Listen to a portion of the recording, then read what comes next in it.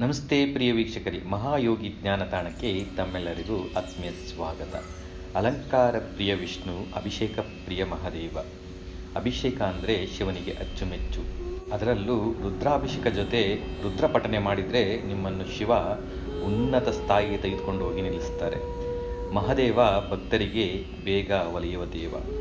ಶುದ್ಧ ಜಲದಿಂದ ಅಭಿಷೇಕ ಮಾಡಿದರೆ ಸಾಕು, ಅದರಲ್ಲಿ ತೃಪ್ತನಾಗಿ ನಿಮ್ಮ ಇಷ್ಟಾರ್ಥವನ್ನು ಪ್ರಸಾದಿಸುತ್ತಾರೆ. ಸಾಧಕರು ಭಕ್ತರು ತಮ್ಮ ಅಭಿಷ್ಟಗಳಿಗೆ ಅನುಸಾರವಾಗಿ ಯಾವ ಅಭಿಷೇಕ ಮಾಡಿದರೆ ಏನು ಫಲ ಅನ್ನೋದನ್ನ ಈ ವಿಡಿಯೋದಲ್ಲಿ ತಿಳಿಸ್ಕೊಡ್ತೀನಿ. ವಿಡಿಯೋವನ್ನು ಕೊನೆಯವರೆಗೂ ಮಿಸ್ ಮಾಡದೆ ನೋಡಿ. ನಾನು ನಿಮ್ಮ ಆಧ್ಯಾತ್ಮಿಕ ಜೊತೆಗಾರ ರಮೇಶ್ ಸನ್ನಸ್ವಾಮಿ. ರೋಗ ನಿವಾರಣೆಗೆ ಯಾವುದಾದರೂ ಒಂದು ಪವಿತ್ರ ನದಿ ಅಥವಾ ಸರೋವರದ ನೀರನ್ನು ತಂದು ಶಿವನಿಗೆ ಅಭಿಷೇಕ ಮಾಡಿ 108 ಬಾರಿ ಮೃತ್ಯುಂಜಯ ಜಪ ಮಾಡಿದ್ದರೆ ರೋಗ ನಿವಾರಣೆಯಾಗಿ ಆರೋಗ್ಯ ವೃದ್ಧಿಯಾಗುತ್ತದೆ. ಕೌಟುಂಬಿಕ ಕ್ಲೇಶಗಳಿಂದ ಬಳಲುತ್ತಿರೋರು ಪ್ರತಿ ಸೋಮವಾರದಂದು ಶುದ್ಧ ಹಸುವಿನ ಹಾಲಿನಿಂದ ಮಹಾದೇವನಿಗೆ ಅಭಿಷೇಕ ಮಾಡಿದರೆ ಕುಟುಂಬದಲ್ಲಿ ಸುಖಶಾಂತಿ ನೆಮ್ಮದಿ ನೆಲೆಸುತ್ತದೆ. ಧನಲಾಭ ಮತ್ತು ಐಶ್ವರ್ಯ ಆಕಾಂಕ್ಷೆ ಉಳ್ಳವರು ಶಿವಲಿಂಗಕ್ಕೆ ಜೇನುತುಪ್ಪದ ಅಭಿಷೇಕ ಮಾಡಿದರೆ ನಿಮ್ಮ ಇಚ್ಛೆ ಖಂಡಿತ ಭೋಲೆನಾಥ್ ಪೂರ್ಣ ಮಾಡ್ತಾರೆ. ವಿವಾಹ ಆಕಾಂಕ್ಷೆ ಉಳ್ಳವರು 16 ಸೋಮವಾರ ಶುದ್ಧ ಜಲದಿಂದ ಅಭಿಷೇಕ ಮಾಡಿ ಬಿಲ್ವಪತ್ರೆಯಿಂದ ಅರ್ಚನೆ ಮಾಡಿದರೆ ನಿಮಗೆ ವಿವಾಹ ಯೋಗ ಉಂಟಾಗುತ್ತದೆ. ಯಾರು ಆರೋಗ್ಯ ಮತ್ತು ಶಕ್ತಿ ಬೇಕು ಎಂದು ಬಯಸ್ತಿರೋ ನೀವು ಶುದ್ಧ ಮೊಸರಿನಿಂದ ಅಭಿಷೇಕ ಮಾಡಿದರೆ ಪರಶಿವನ ಕೃಪೆಗೆ ಪಾತ್ರರಾಗುವುದು. ಮಹಾದೇವನಿಗೆ ತುಪ್ಪದ ಅಭಿಷೇಕ ಮಾಡೋದ್ರಿಂದ ಸಿರಿ ಸಂಪತ್ತು ಪ್ರಾಪ್ತಿಯಾಗುತ್ತದೆ. ಶಿವನಿಗೆ ಸಕ್ಕರೆಯಿಂದ ಅಭಿಷೇಕ ಮಾಡಿದರೆ ನಿಮ್ಮ ಎಲ್ಲ ಕಷ್ಟ ತೊಂದರೆಗಳಿಂದ ಮುಕ್ತಿ ಹೊಂದಬಹುದು. ಕಬ್ಬಿನ ಹಾಲಿನಿಂದ ಅಭಿಷೇಕ ಮಾಡೋದ್ರಿಂದ ಸರ್ವಸುಖ ಮತ್ತು ಧನವನ್ನು ಪಡೆಯಬಹುದು. ಬೆಣ್ಣೆಯಿಂದ ಅಭಿಷೇಕ ಮಾಡೋದ್ರಿಂದ ದೈಹಿಕ ಮತ್ತು ಮಾನಸಿಕ ಪುಷ್ಟಿ ಪಡೆಯಬಹುದು. ಹಾಗೆಯೇ ಶಿವನಿಗೆ ಅರಿಶಿಣದ ಮಿಶ್ರಣ ಮಾಡಿ ಅಭಿಷೇಕ ಮಾಡೋದ್ರಿಂದ ಶಿವನ ದಯದಿಂದ ನಿಮಗೆ ಭಾಗ್ಯೋದಯವಾಗೋದು ಖಂಡಿತ.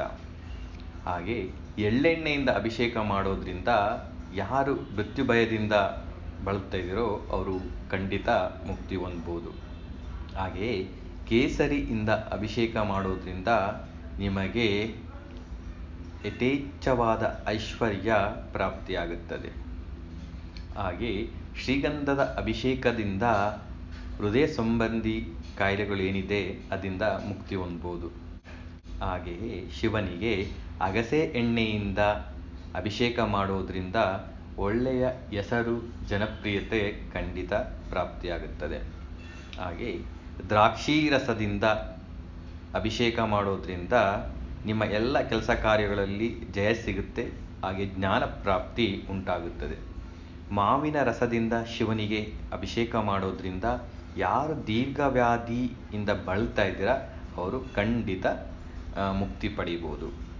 ಹಾಗೆ ಶಿವನಿಗೆ ನೇರಳೆ ಹಣ್ಣಿನಿಂದ ಅಭಿಷೇಕ ಮಾಡಿದರೆ ಶಿವ ಸಾಯುಜ್ಯ ಸಿಗುತ್ತೆ. ಹಾಗೆ ವೈರಾಗ್ಯ ಪ್ರಾಪ್ತಿ ಉಂಟಾಗುತ್ತದೆ. ಎಳನೀರಿಂದ ಪರಶಿವನಿಗೆ ಅಭಿಷೇಕ ಮಾಡಿದರೆ ಸರ್ವ ಸಂಪದ ವೃದ್ಧಿ ಉಂಟಾಗುತ್ತದೆ. ಹಾಗೆ ಭಸ್ಮ ಮತ್ತು ಜಲ ಮಿಶ್ರಣ ಮಾಡಿ ಅಭಿಷೇಕ ಮಾಡಿದರೆ ನಮ್ಮ ಮಹಾಪಾಪಗಳನ್ನು ಭಗವಂತ ಶಿವ ನಾಶ ಮಾಡ್ತಾರೆ.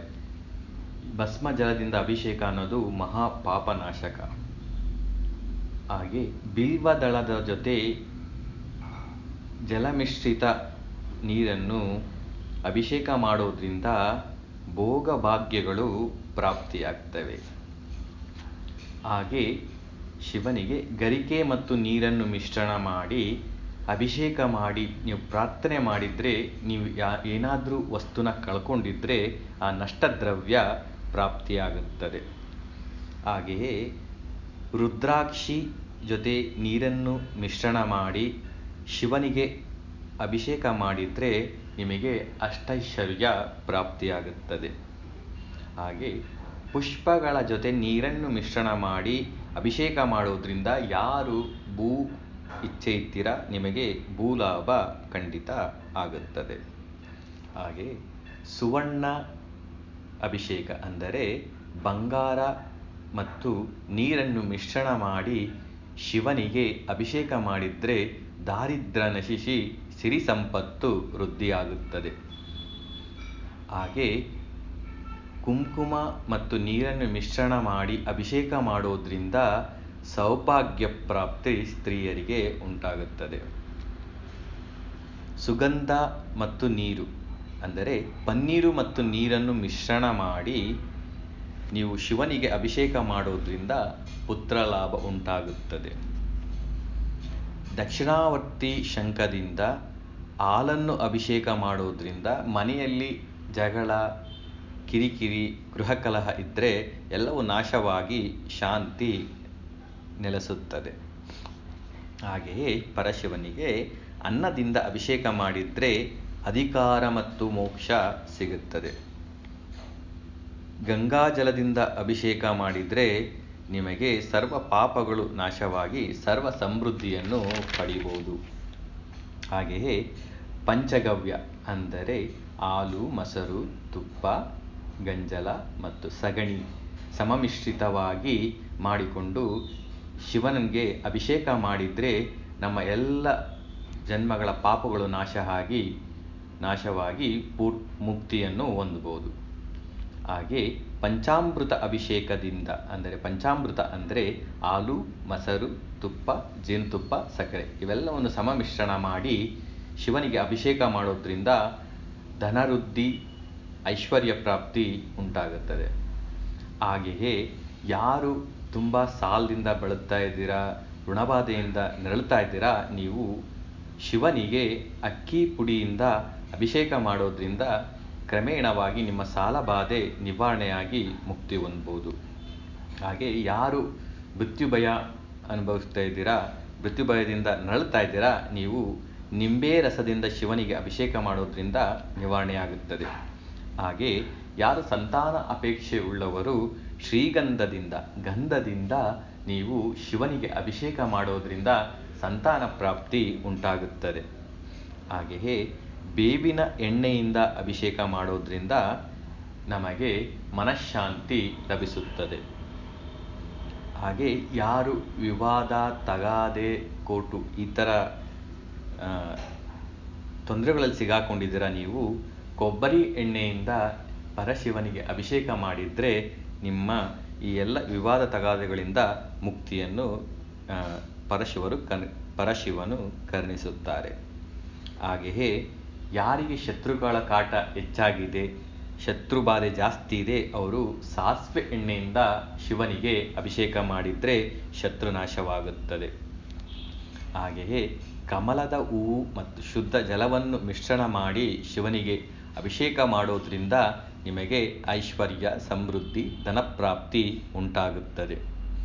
ಹಾಗೆಯೇ ತುಂಬ ಪಾಪಗಳನ್ನು ಮಾಡಿ ಜೀವನದಲ್ಲಿ ತುಂಬ ತೊಂದರೆಗಳನ್ನು ಅನುಭವಿಸ್ತಾ ಇದ್ದರೆ ಸಮುದ್ರದ ನೀರು ತಂದು ಪರಶಿವನಿಗೆ ಅಭಿಷೇಕ ಮಾಡೋದ್ರಿಂದ ನಿಮ್ಮ ಎಲ್ಲ ಘಾತಕಗಳು, ಪಾಪಗಳು ನಾಶ ಆಗಿ ಮುಕ್ತಿ ಹೊಂದಬಹುದು. ಹಾಗೆ ಸಂಪಿಗೆ ಹೂವು ಮತ್ತು ನೀರು ಮಿಶ್ರಣ ಮಾಡಿ ಅಭಿಷೇಕ ಮಾಡೋದ್ರಿಂದ ಐಶ್ವರ್ಯ ಮತ್ತು ಧನವೃದ್ಧಿಯಾಗುತ್ತದೆ. ಹಾಗೆ ಗುಲಾಬಿ ಹೂವು ಮತ್ತು ಶುದ್ಧ ನೀರನ್ನು ಮಿಶ್ರಣ ಮಾಡಿ ಶಿವನಿಗೆ ಅಭಿಷೇಕ ಮಾಡೋದ್ರಿಂದ ಭೌತಿಕ ಸುಖ ಮತ್ತು ಅದೃಷ್ಟ ಉಂಟಾಗುತ್ತದೆ. ವೀಕ್ಷಕರೇ, ಯಾರು ಶಿವಭಕ್ತರಿದ್ದೀರಾ, ಸಾಧಕರಿದ್ದೀರಾ, ತಮ್ಮ ಇಷ್ಟಗಳಿಗೆ ಅನುಸಾರವಾಗಿ ಶಿವನನ್ನು ಪೂಜಿಸಿ ಅಭಿಷೇಕ ಮಾಡಿದರೆ ನಿಮ್ಮ ಇಷ್ಟಾರ್ಥವನ್ನು ಶಿವನು ಬೇಗ ಪ್ರಸಾದಿಸುತ್ತಾನೆ. ಸತ್ಯಂ ಶಿವಂ ಸುಂದರಂ. ಈ ವಿಡಿಯೋ ಇಷ್ಟ ಆಗಿದ್ರೆ ಲೈಕ್ ಮಾಡಿ, ಶೇರ್ ಮಾಡಿ, ಕಮೆಂಟ್ ಮಾಡಿ ಹಾಗೂ ನಮ್ಮ ಚಾನಲನ್ನು ಸಬ್ಸ್ಕ್ರೈಬ್ ಮಾಡಿಕೊಳ್ಳಿ. ಧನ್ಯವಾದಗಳು. ಓಂ ನಮಃ ಶಿವಾಯ.